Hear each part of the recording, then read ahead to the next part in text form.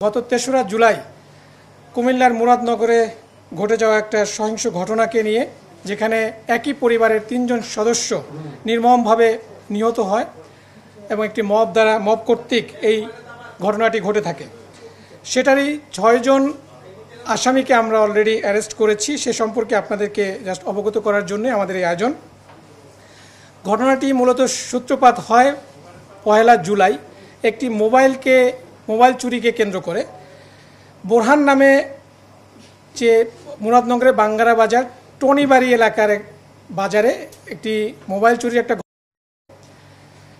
সেই ঘটনাকে নিয়ে ওখানে এলাকায় ওই চোরকে একটু মারধর করা হয়। সেটাকে নিয়েই মূলত প্রভাব বিস্তারকে কেন্দ্র করেই এই ৩রা জুলাইয়ের ঘটনা। এই যে বোরহান, সে একজন স্কুল টিচারের একটা মোবাইল চুরি করে। মোবাইল চুরি করার পরে সেখানে এলাকাবাসী লোকজন তাকে ধরে অনেক মারধর করে। মারধর করার পরে তার বাবাকে খবর দেওয়া হয় এবং এই বোরহান এখনও কোথায় সেটার কোনো ট্রেস এখনও নাই। তার বোরহানের পরিবারের ভাষ্য অনুযায়ী, তার বাবা জসিমের ভাষ্য অনুযায়ী, সেটা নিয়ে পরবর্তীতে বিভিন্ন এলাকা পর্যায়ে সালিশ হয়, মিটিং হয়। পরবর্তীতে এই বোরহানের বাবা বাঙ্গারা বাজার থানায় একটি অভিযোগ দায়ের করে। সেই অভিযোগ দায়েরকে কেন্দ্র করেই মূলত এই ঘটনাটি ঘটে। এখানে যে ভিকটিম, যে রুবি আক্তার, এই মোবাইল চোর যে বোরহান, এই বোরহানের সাথে রুবি আক্তারের মেয়ের জামাই, এখানে তিনিও এই ঘটনার মারা যান। জোনাকি, এই জোনাকির হাজব্যান্ড মনির হোসেনের পার্শ্ববর্তী বাড়িতেই হলো এই বোরহানের ভিকটিমের মোবাইল চোরের বাড়ি। তো ভিকটিমের বাবা এই রুবি আক্তারের কাছে সাহায্য চায়। যখন চুরি করার পরে সে ধরা পড়ে, যখন তাকে মারধর করা হয়, তখন রুবি আক্তারের কাছে চায় যে এরকম আমার ছেলেকে এরকম মারধর করছে, তাকে পাওয়া যাচ্ছে না, তোমরা আমাদেরকে সাহায্য করো। এরপরে রুবি আক্তার এটার সাথে ইনভলভ হওয়ার পরে এই যারা এখানে বাচ্চু মেম্বার, যে অ্যাকিউজড, যে অলরেডি আজকে একটি মামলা হয়েছে, আপনারা সকলে অবগত আছেন, যেখানে ৩৮ জনকে আসামি করে এবং ২০ থেকে ২৫ জনকে অজ্ঞাতনামা আসামি করে একটি মামলা দায়ের করা হয়েছে মুরাদনগর উপজেলার বাঙ্গারা বাজার থানায়। সেখানের ৩ নম্বর আসামি হচ্ছে বাচ্চু মেম্বার।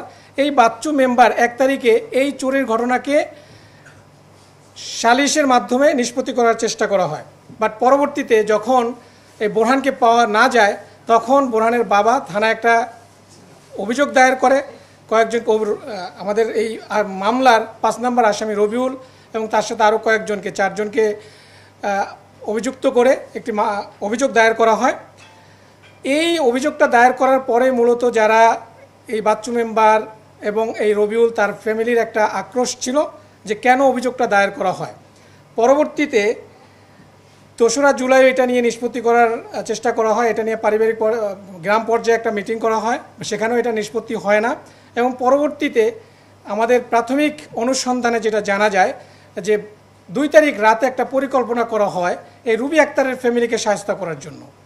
এবং সে অনুযায়ী ৩ তারিখ সকালবেলা ওই এলাকার চেয়ারম্যান সহকারে আরও কিছু ব্যক্তি, ওই বাচ্চু মেম্বার, রবিউল, এরা সবাই খুব ভোরবেলা এখানে আসে এবং রাতের বেলায় এই মামলার যে ২ নম্বর আসামি, আমাদের প্রাথমিক অনুসন্ধানে জানা যায় যে ভিকটিমের যে এখানে ছেলে, যে তিনিও মারা গেছেন এই ঘটনায়, তাকেও ২ তারিখ রাতে ফোন করে বলা হয় কালকে তুই বাড়িতে আসিস, তোর বংশ নির্বংশ করে দেওয়া হবে, এরকম একটা থ্রেট দেওয়া হয়।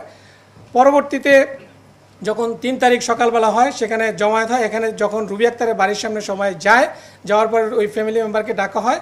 সেখানে কথার কাটাকাটি এবং তর্কাতর্কি হয়। তর্কাতর্কির এক পর্যায়ে এই রুবি আক্তার এবং তার মেয়ে এই চেয়ারম্যান এবং মেম্বারকে গায়ে হাত দেয় বা হাতাহাতির একটা ঘটনা ঘটে এবং সেখান থেকেই মূলত এই ন্যাক্কারজনক ঘটনা সৃষ্টি হয় এবং লোকজন অতর্কিত সবাই মিলে তাদের বাড়িতে হামলা করে একই পরিবারের ৩ জনকে, যেখানে রোকসানা আক্তার রুবি, তার ছেলে রাসেল এবং তার মেয়ে জোনাকি, তাদেরকে নির্মমভাবে পিটিয়ে হত্যা করা হয় এবং তার বাড়ি ভাঙচুর করা হয়। এবং সেখানে তার আরও 2 জন মেয়ে ছিল, তারা যদিও সেখানে আহত হয়ে তারা পালাতে সক্ষম হয়। একজন এখনও হসপিটালে অ্যাডমিটেড আছে। তো এই ছিল মূলত ঘটনা। একই পরিবারের ৩ জন নিহত হয়। যারা নিহত হয়েছে তাদের নামে অনেক অভিযোগ ছিল আগে, এবং তাদের প্রতি এলাকাবাসীর একটা আক্রোশ ছিল, সেটাও বোঝা যায়। এবং যে রুবি আক্তার, তার নামে আমরা সোফার 11টা মামলা পেয়েছি এবং তার ছেলে, তার নামে 9টা মামলা রয়েছে। তো এই ছিল মূলত 3 তারিখের যে ঘটনাটা। সেখানের জড়িত আমরা 6 জনকে অ্যারেস্ট করেছি। এর মধ্যে যে মামলা, তার মামলার 3 নম্বর আসামি, 5 নম্বর আসামি এবং 33 নম্বরের যে অভিযুক্ত, তাদেরকে আমরা অ্যারেস্ট করেছি এবং সাথে আরও 3 জন তাদের সহযোগীকে অ্যারেস্ট করা হয়েছে।